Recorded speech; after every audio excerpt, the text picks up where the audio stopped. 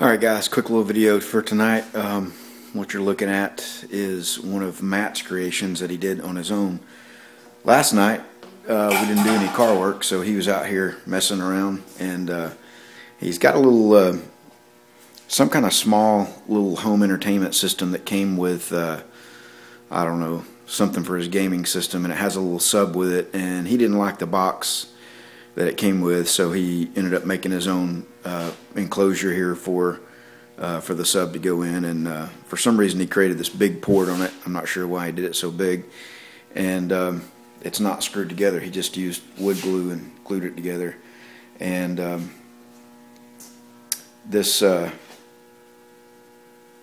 MDF board that we've got was out back, and as you can tell, it's been wet and pretty much soaked and absorbed waterlogged, but you know, that didn't stop him. He was going to make this box anyway. So anyway, that's his little creation there. Quick question. I'm going to start blocking the car out, and I've been wanting to try some of the 3M dry guide coat. Just looks a lot easier to work with, just to, you know, rub it on there and then you can start blocking immediately versus, you know, the spray on kind. And you know, it seems like with that you may not hit all the scratches and low spots if you just, you know, missed it on out of a spray bomb. So let me know if anybody's tried the 3M dry guide coat, and is it worth the 30 or 40 bucks to spend on it. So I'm probably going to get it anyway, but just curious about what your opinions are. So we're going to start working on some wiring, and while we got the cowl assembly out and can get to everything real well, this is the ECU harness here. Not really much to do on it.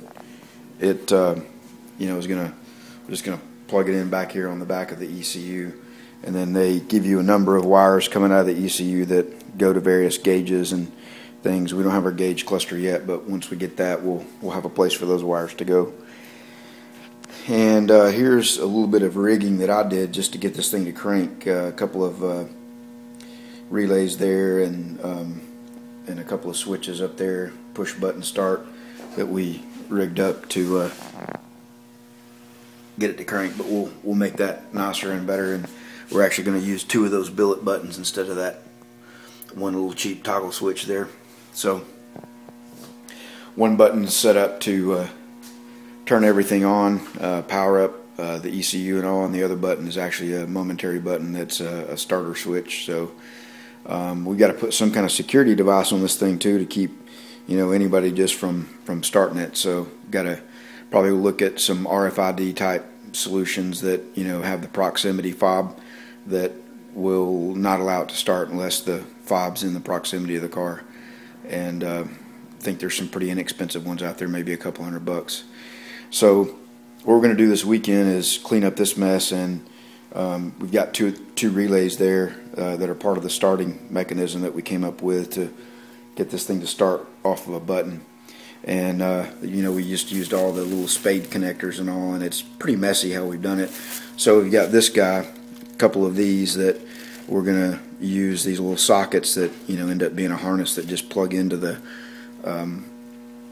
to those relays to make it a little nicer and neater, and make a plate back here to mount those relays on, and you know, do a little bit of cable management with our wires, get those cleaned up. And then after that, this is the rest of the harness. This is the main chassis harness here, and it's pretty much all self-contained, and you know, it's a pretty nice kit. It's it's from Easy Harness, and you know, we looked at a couple of different ones. This is a 21 circuit setup, and you can see it's got you know, horn, fan, dome light, hazard, radio, turn signals, you know, headlights, taillights, all that. So all the basics that we need to get the main chassis stuff going. And then I'm sure there'll be some miscellaneous things that we need to wire up and supply power to, and so, you know, and probably all these circuits on here won't be used, so we may have a few that we can relabel and use for other things. So we're not, all we're going to do on this this weekend is look for a place to mount this box, and kind of get an idea of how we're going to route those wires. So that way, when we get the cowl back in, It'll just be a matter of bolting it in and running a few wires, and not a lot of fabricating and engineering and figuring out where we're going to put stuff. So anyway, like I said, we just rigged up all these wires and relays just to get the thing to crank. And speaking of cranking it, I know some of you just started watching my channel, probably haven't looked too far back in the videos. Some of you probably have, but we did this maybe 2 months ago to get the thing cranked up, and so we'll I'm going to attach that initial startup video to the end of this thing again, so you guys can get a look at that. So anyway, that's the video for tonight. We'll get it uploaded, and we'll be back tomorrow night or this weekend and show you what we do in the wiring, and we're going to go ahead and glue this cowl in as well. We should be able to get the rough wiring done that we want to do this weekend, and get the cowl, at least the lower section of it in. And I've got the wiper motor and the wiper transmission arms ordered, and so while the upper cowl is out, we'll get all that mounted in. That's kind of aggravating to work with as well, so it'll be nice to put that stuff in. Anyway, a little bit lazy on the way we're doing it, but I think anytime you can make something a little easier on yourself, and not have to be laying on your back trying to look at stuff, you can do a much nicer, neater job on it than if you're laying up there under the dark. So anyway, here's the startup video, and we'll call it a night. Oh, and check out Matt's face in this thing. We'd been trying to crank this thing for 2 or 3 days before, and I actually had gotten the car cranked earlier in the day while he was at school, and he didn't know it, and he thought it was still just going to turn over and not crank. But watch his facial expression when the car actually starts up. Pretty priceless.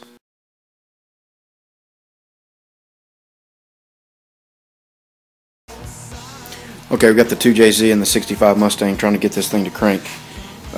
This is how we've got it hooked up, and for some reason it's not running right. So we don't have any intercooler pipes hooked up. We've got the mass air sensor hooked up and just running to an open pipe. We've got our fuel lines plumbed, and again, nothing on the inlet here. I don't know if that's a problem or not. And here we've got a little bit of a mess. We're going to clean this up and make it better, but this is what we got right now. And I've got the ECU mounted inside, and a couple of relays for some fuel pumps, and we got the igniter mounted in here also, and grounded. So we're going to show you what it does now.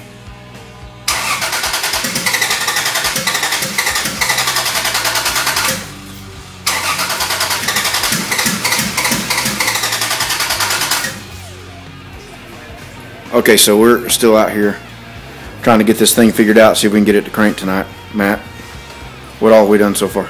Well, so far we've checked the cam timing, the coils, and the spark plugs. We replaced them, and we also moved the mass air sensor to the plugs. Alright, so let's once you see if it'll start, we'll give it a try and see if it's more of the same or what.